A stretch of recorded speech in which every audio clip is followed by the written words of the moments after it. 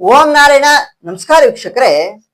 ನಾನು ಹಿಂದಿನ ವಿಡಿಯೋದಲ್ಲಿ ತುಂಬಾ ಸರಿ ಹೇಳಿದ್ದೆ, ಈ ಏನು ಶಕ್ತಿ ಪೀಠಗಳು, ದ್ವಾದಶ ಜ್ಯೋತಿರ್ಲಿಂಗಗಳು ಅಥವಾ ಅಷ್ಟಾದ ಶಕ್ತಿ ಪೀಠಗಳಲ್ಲಿ ಪೂಜೆ ಮಾಡ್ತಕ್ಕಂತಹ ಪೂಜಾರಿಗಳಿಗೆ ಇವತ್ತವರೆಗೂ ಯಾರ ಮೈ ಮೇಲೂ ಸಹ ದೇವರು ಬಂದಿರೋ ಚರಿತ್ರೆನೇ ಇಲ್ಲ.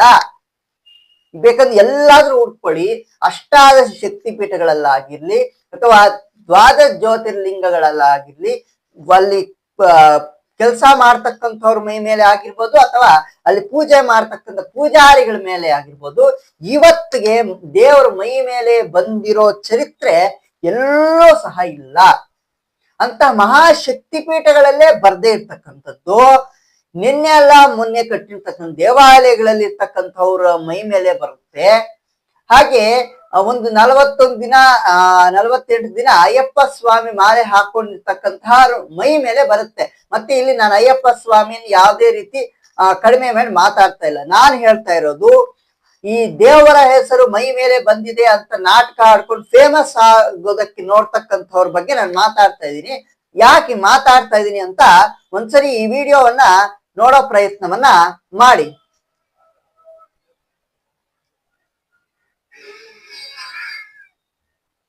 ನೋಡಿ ಎಷ್ಟು ಜನ ಇವ್ರನ್ನ ಕಂಟ್ರೋಲ್ ಮಾಡ್ಬೇಕಾಗ್ತಾ ಇದೆ. ಇವ್ರು ಆಡ್ತಾ ಇರ್ತಕ್ಕಂತಹ ನಾಟಕ ಅಂತಾನೆ ಹೇಳ್ತೀನಿ ನಾನು.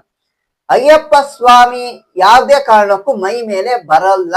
ಕನ್ಯಾಸ್ವಾಮಿಗಳಾಗಿರ್ಬೋದು ಅಥವಾ ಯಾರೇ ಆಗಿರ್ಬೋದು, ಅಯ್ಯಪ್ಪ ಸ್ವಾಮಿ ಬರಲ್ಲ. ಇವ್ರು ಎಷ್ಟು ನಾಟಕ ಆಡ್ತಾ ಇದಾರೆ ನೋಡಿ. ಸ್ವಾಮಿಗಳನ್ನ ಬೈಬಾರ್ದು, ಮಾಲೆ ಹಾಕೊಂಡಿರ್ತಾರೆ, ಏನೂ ಹೇಳ್ಬಾರ್ದು ಅನ್ನೋದನ್ನ ನಾನು ಖಂಡಿತ ಅದನ್ನ ವಿಮರ್ಶಿಸ್ತೀನಿ. ಯಾಕೆ ಅಂತಂದ್ರೆ, ತಪ್ಪು ನಡೀತಾ ಇದ್ರೆ ಅದ್ ಯಾರೇ ಆಗಿರ್ಲಿ ಕೇಳಬಹುದು. ಅದು ಮಾಲೆ ಹಾಕೊಂಡಿರ್ಲಿ, ಮಾಲೆ ಹಾಕೊಂಡೇ ಇರ್ಲಿ, ಇವ್ರು ಧೈರ್ಯ ಅದೇ, ಮಾಲೆ ಹಾಕೊಂಡಿದ್ದಾರೆ, ಯಾರು ಏನು ಅನ್ನಲ್ಲ, ನಂಬುತ್ತಾರೆ ಅನ್ನೋ ಇವ್ರು ಹುಚ್ಚಾಟ, ಅಂದ್ರೆ ಫೇಮಸ್ ಆಗ್ಬೇಕು ಅನ್ನೋ ಹುಚ್ಚಾಟದಲ್ಲಿ ಇವರು ಈ ರೀತಿ ನಾಟಕ ಆಡ್ತಾ ಇರ್ತಾರೆ.